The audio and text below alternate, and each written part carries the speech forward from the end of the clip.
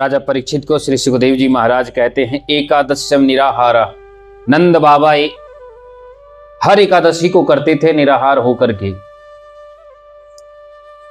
अब देखिए यहां बड़ा सुंदर एक आपको शास्त्रों की ज्ञान मिलेगी, जानकारी मिलेगी। कुछ लोग ना रात्रि में जाकर के तट पे, नदी में या किसी भी जल स्थल में जाकर नहा लेते हैं, खास करके पवित्र नदियों में। तो देखिए शास्त्र में कैसे निषेध बताया गया है कि रात्रि में कहीं भी नदियों में नहीं नहाना चाहिए। पहले हम इस कथा को सुनते हैं, फिर हम आपको बताएंगे कि इसके पीछे कारण क्या है।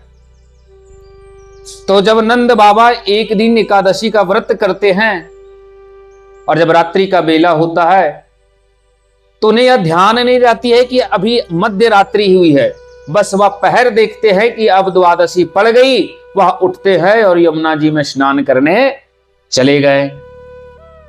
और उन्होंने जैसे ही यमुना जी में स्नान के लिए पहली डुबकी लगाए, वरुण देव के जो सेवक थे वे नंद बाबा को पकड़ लिए और पकड़ करके अपनी राजधानी ले गए। और उनकी राजधानी का नाम है विभावरी पुरी। तो जब अपनी राजधानी ले गए नंद बाबा को, इधर सुबह प्रातः काल हो गई, मैया यशोदा चिंतित होने लगी, पूरा गांव चिंतित हो गया कि रात्रि में नंद बाबा मध्य रात्रि में यमुना जी गए थे, अभी तक लौटे नहीं, कहीं ऐसा तो नहीं नंद बाबा डूब गयो। अब सब कहने लगे, हाय हाय ये का हो गया, नंद बाबा तो नदी में डूब गयो, यमुना में नंद बाबा डूब गयो। सब रोने लगे, सबको दुख हुआ। तभी भगवान श्री कृष्ण नंद बाबा को ढूंढने के लिए निकल पड़े और यमुना के तट में वहां पहुंच गए जहां नंद बाबा के आभूषण इत्यादि रखे थे। तो नंद बाबा का आभूषण को देख करके, पद चिन्हों को देख करके नंद महाराज हमारे मोहन समझ गए, ठाकुर जी समझ गए कि बाबा हमारे यही डूबे थे। और भगवान कृष्ण भी उस स्थान पर डुबकी लगा दिए, छलांग लगा दिए जिस जगह पे नंद बाबा डूबे थे। और वे यमुना जी के मार्ग से वे भी वरुण देव की राजधानी में पहुंच गए। अच्छा, बड़ा सुंदर एक बात ध्यान रखिए, यहां वरुण देव के सेवकों ने नंद बाबा को विवाहपुरी लेके गए थे, विभावरी में अपनी राजधानी में, और यहां कृष्ण जी स्वयं गए हैं। दोनों में कितना अंतर है। तो जब श्री कृष्ण जी जैसे ही विभावरी पुरी पहुंचे, वरुण देव ने जैसे ही भगवान कृष्ण के चिन्हों को देखे, पद चिन्हों को, वो समझ गए कि ये तो स्वयं नारायण है, ठाकुर है, हमारे भगवान हैं। अरे ये वही परमेश्वर है जिनकी प्रतीक्षा और तपस्या में लोग अनंत कोटि वर्षों तक तपस्या करके अपनी हड्डी तक गला देते हैं, तब भी जिनकी छवि तक देख पाना दुर्लभ होता है, वे ठाकुर स्वयं हमारी नगरी में आए हैं। वे जा करके ठाकुर जी के श्री चरणों में गिर करके प्रणाम कर लेते हैं कि प्रभु धन्य है कि हमारा यह देह बहुत ही पवित्र हो गया, कि आपके स्पर्श हो गए, आपका आगमन हो गया, हमारी नगरी शुद्ध हो गई, हमारी नगरी शुद्ध हो गई। हम पूजा पाठ में क्या कहते, ओम पवित्र पवित्रो वा, तो उसमें अंत में क्या कहते, जो पवित्र है ना पवित्र है, अंत में क्या कहते, पुंडरीकाक्ष पुनात, पुंडरीकाक्ष पुनात। यानी ना पुंडरीकाक्ष मतलब स्वयं नारायण को जो केवल अंदर मन से स्मरण कर ले वो सब जगह से पवित्र हो जाता है। तो सोचिए आज वरुण देव की राजधानी में स्वयं नारायण आ गए, तब तो संपूर्णता हुआ विभावरी पुरी, आज स्वयं वैकुंठ के भांति पवित्र हो गया। और आगे बढ़कर के वरुण देव भगवान श्री कृष्ण के चरणों को पकड़ करके, उनकी पाद प्रक्षालन करके, उनकी पूजन वंदन करके, सिंहासन पर उन्हें बिठा करके उन्हें सम्मान पूर्वक कहते हैं कि प्रभु आप हमारी राजधानी में कैसे पधारे, बताइए इस सेवक से क्या सेवा चाहिए आपको, ऐसी क्या आवश्यकता पड़ गई कि आप आ गए, आपकी एक आदेश और हम स्वयं आपके पास आ जाते।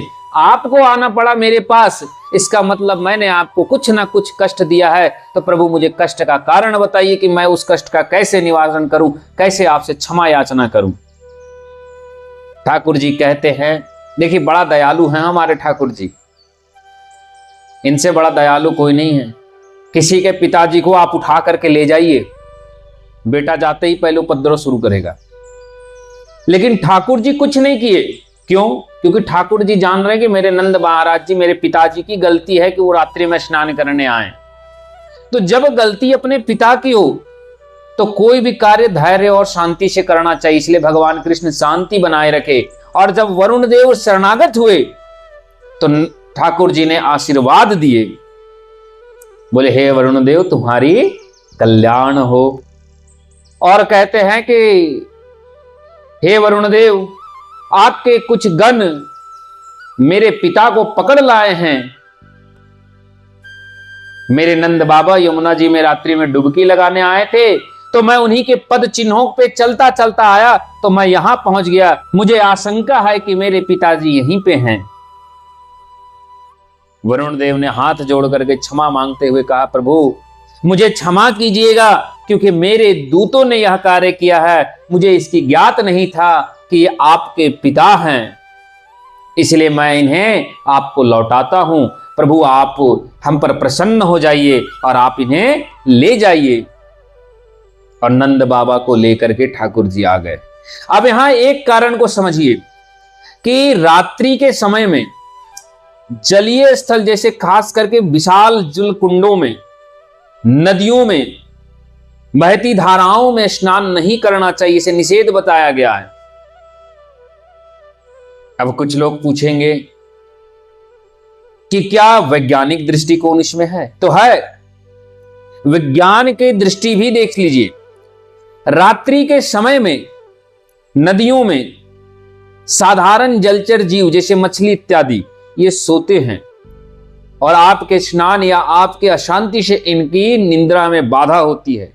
वहीं शिकारी जलचर जीव जैसे घड़ियाल, मगरमच्छ, ये शिकार के ताक में होते हैं और ये उस समय एक्टिव होते हैं। आप पढ़िएगा तो शिकारी जानवर रात में ज्यादा कार्य करता है, रात में ज्यादा सतर्क होता है शिकार ढूंढने के लिए। तो आप इनके शिकार का आहार ना बन जाएं। और दूसरी कारण, रात्रि के बेला में धाराओं में डुबकी लगाने जब हम जाते हैं तो धारा के हमें अंदाजा नहीं लगती कि इसके नीचे कितनी जल है, कितनी डुबकी लगानी, कहां नहीं लगनी है। जल धाराओं की ज्ञात नहीं होती। इसलिए आप अक्सर सुनेंगे कि मूर्ति भसान करने के लिए सुबह सुबह या रात में गए, 4 लड़के डूब करके मर गए, क्योंकि वो नित्य उसमें स्नान भले ही करने जाएं, लेकिन वो रात्रि के समय जब प्रतिमा भसान करने जाते, प्रतिमा का विसर्जन करने जाते हैं, तब उन्हें यह नहीं समझ में आता कि यहाँ पे गड्ढा कितना है। यहाँ आकस्मिक गड्ढों में चला गया, उसे जलधाराओं की ज्ञात नहीं रही और वो गलत स्थान पे पांव रख दिया। इसलिए रात्रि के समय तो विज्ञान भी कहती है, चेतावनी भी बड़े बड़े नदियों में होती है कि कृपया रात्रि के समय इन जगहों पे ना नहाएं। तो ये दोनों दृष्टिकोण मैंने आपको बता दी और शास्त्रीय दृष्टिकोण में इसे गलत बताया गया। बहुत सारे माताएं बहनें रात्रि में जाकर के स्नान करती, बहुत सारे भैया पूजा पाठ या तीर्थों में आते हैं तो मध्य रात्रि में जाकर के वहां की नदियों में स्नान कर लेते, यमुना गंगा में, वे भी इससे बचे। ये मैंने आपको श्रीमद् भागवत महापुराण की कथा सुनाई, तो सोचिए कि इसका क्या महत्व है कि यह भागवत में आया है कि रात्रि में स्नान नहीं करना चाहिए।